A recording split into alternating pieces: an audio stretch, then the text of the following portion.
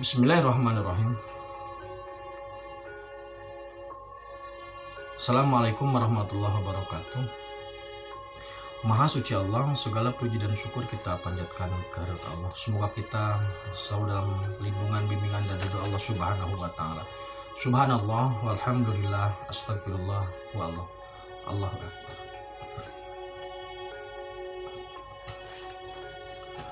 Kembali saya dari tim Najai Nusantara. Kali ini akan membahas terkait dengan baiat Imam Mahdi.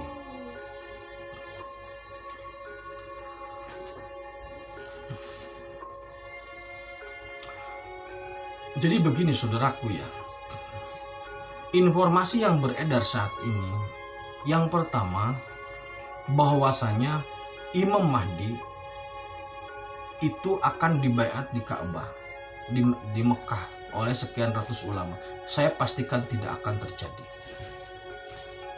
Karena apa? Kapasitas Imam Mahdi tidak mungkin diangkat oleh ulama, oleh syekh. Imam Mahdi itu mutlak hak prerogatif Allah Subhanahu wa taala. Jadi pembaiatan Al-Mahdi itu adanya di Ka'bah asli, yaitu di langit ketujuh di Baitul Ma'mur, bukan di Ka'bah di Mekah atau di Arab Saudi. Nah, kemudian persepsi terkait Al-Mahdi, jadi dari kami begini tim Raja Walia. Al-Mahdi ini adalah sosok pemimpin akhir zaman yang harus meneruskan estafet kepemimpinan dari Rasulullah, estafet kepemimpinan dari Kanjeng Sunan Kali, estafet kepemimpinan dari Soekarno, estafet kepemimpinan dari Syekh Abdul Qadir Jailani. Nah, orang Jawa memanggil sosok ini sebagai Satrio Piningit. Orang Arab memanggilnya dengan Al-Mahdi. Al-Mahdi ini adalah jabatan. Jadi Al-Mahdi itu adalah jabatan langit Al-Mahdi itu. Sedangkan Satrio Piningit itu lebih kepada julukan untuk sosok kesatria yang sedang dalam proses.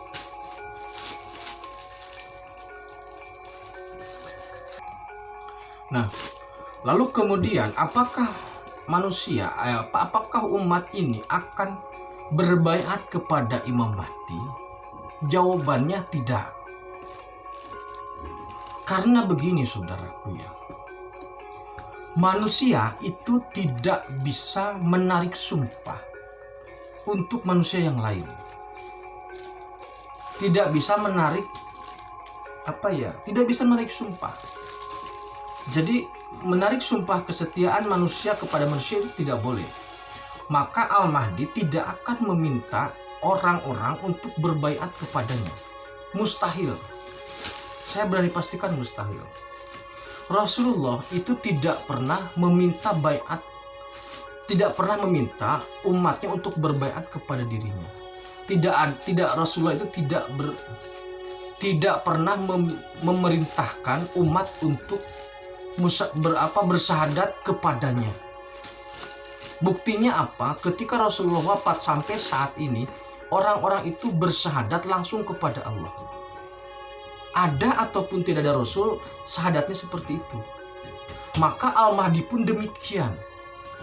Jadi Al-Mahdi tidak akan menerima baiat, tetapi umat itu akan langsung berbaiat kepada Allah, bukan kepada Al-Mahdi.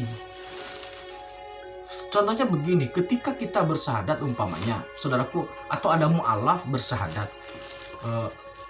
Mu'alaf bersyahadat sekarang, maksudnya zaman-zaman saat ini ketika Rasul sudah tidak ada. Maka walaupun Rasul tidak ada, tetap syahadatnya seperti itu. Tidak harus langsung kepada Rasul. Al-Mahdi pun sama. Berbaiat kepada Al-Mahdi itu tidak akan ada. Tapi berbaiatnya itu langsung kepada Allah. Yang menyaksikan itu disaksikan oleh Allah, disaksikan oleh dirinya sendiri dan satu orang saksi, orang lain.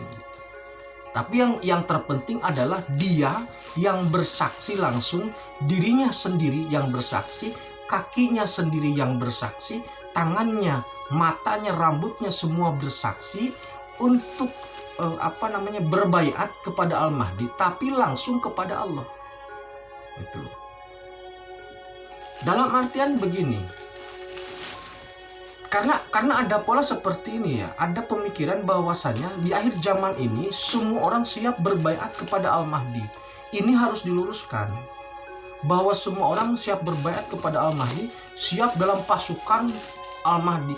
Tidak ada peperangan, Al-Mahdi tidak ada peperangan. Al-Mahdi tidak memimpin untuk peperangan, itu pasti. Ngapain perang? Hidup itu untuk beribadah, bukan untuk perang. Nah, jadi ini harus diluruskan, tidak ada baiat kepada Al-Mahdi.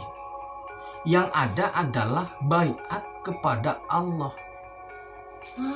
Oleh karena itu, tidak perlu sibuk mencari Al-Mahdi sebenarnya.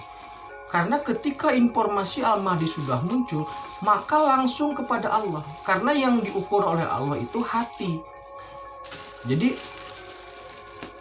walaupun yang dihukumi, yang terhukum atau yang terkena dengan hukum adalah lisan dan perbuatan, tetapi bagi Allah ketulusan itu,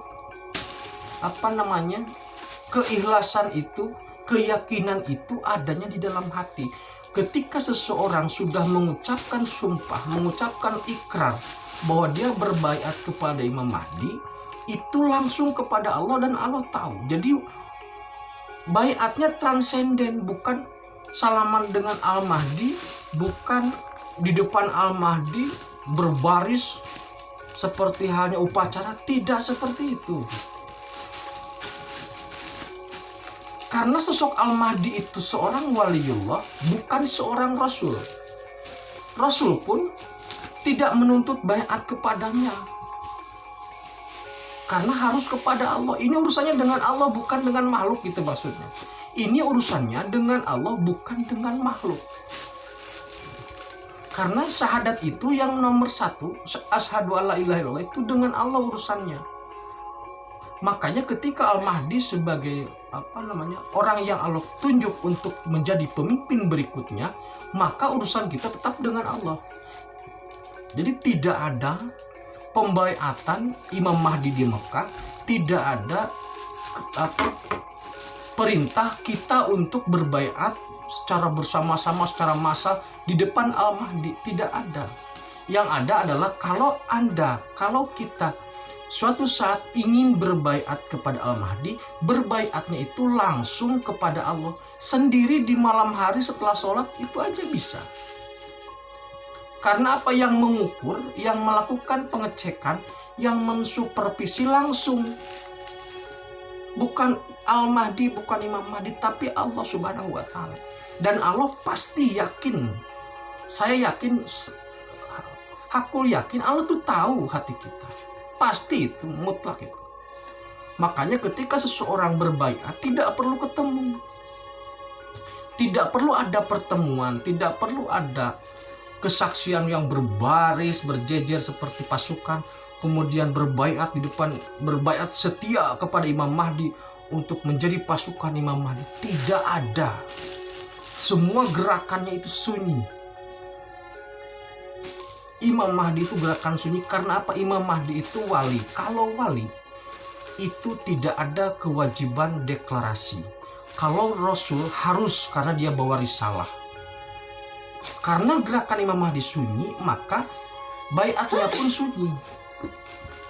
Zaman Rasul bisa, tetapi tetap tidak ada keharusan untuk berhubungan, untuk berhadapan dengan orangnya, maksud saya begitu. Karena yang terpenting adalah musyahadah langsung kepada Allah. Itu yang terpenting, kuncinya di situ. Ini untuk menepis bahwasanya seseorang bisa jadi pengikut Al-Mahdi kalau bersumpah setia di depan Imam Mahdi. Itu tidak ada. Kalau Anda ingin bersama Imam Mahdi, tingkatkan iman dan amal soleh. Niatkan dalam hati, ya Allah, saya ingin bersama Al-Mahdi. Selesai sebenarnya. Jadi ya Allah, jika memang Al-Mahdi sudah ada, saya minta izin dan ridhomu untuk berjuang bersamanya. Perjuangannya apa? Iman, amal soleh, itu sudah. tidak perlu ketemu, sudah kita jalani hidup seperti biasa, beribadah seperti biasa, beramal soleh seperti biasa, beraktivitas seperti biasa. Tidak perlu ada gerakan-gerakan yang membuat gaduh, tidak ada. Karena ini hajat langit, maka yang menjadi panitia langit, itu aja sudah. Jadi gerakannya semua revolusinya sunyi. Tidak ada revolusi gerakan rame menggerakkan massa, itu tidak ada. Apakah mungkin terjadi baiat massal? Bisa saja, tapi pada prinsipnya tidak ada keharusan pertemuan antara umat dengan Al-Mahdi untuk berjanji setia, sumpah setia, tidak ada. Kalau Anda ingin bersama Al-Mahdi, maka baiatnya langsung kepada Allah, itu intinya. Mau sendiri mau bareng itu urusannya lain. Tapi yang jelas baiat itu langsung kepada Allah, bukan kepada Al-Mahdi. Apakah Al-Mahdinya ada atau tidak, maksudnya bersama di situ atau tidak, itu bukan urusan. Yang terpenting adalah baiatnya langsung kepada Allah. Walaupun Al-Mahdi ada di situ, itu tidak menambah dan mengurangi, karena langsung kepada Allah. Mau sendiri mau berdua, mau dimanapun, karena kita makhluk Allah, maka baiatnya langsung kepada Allah. Itu terkait dengan pembaiatan Imam Mahdi dan baiat umat kepada Imam Mahdi. Tidak ada baiat sumpah setia kepada Imam Mahdi, tidak ada. Yang ada adalah baiat umat kepada Allah, gitu aja. Demikian terkait dengan baiat Imam Mahdi. Terima kasih, tetap tinggalkan iman dan amal soleh. Akhirul kalam, assalamualaikum warahmatullahi wabarakatuh.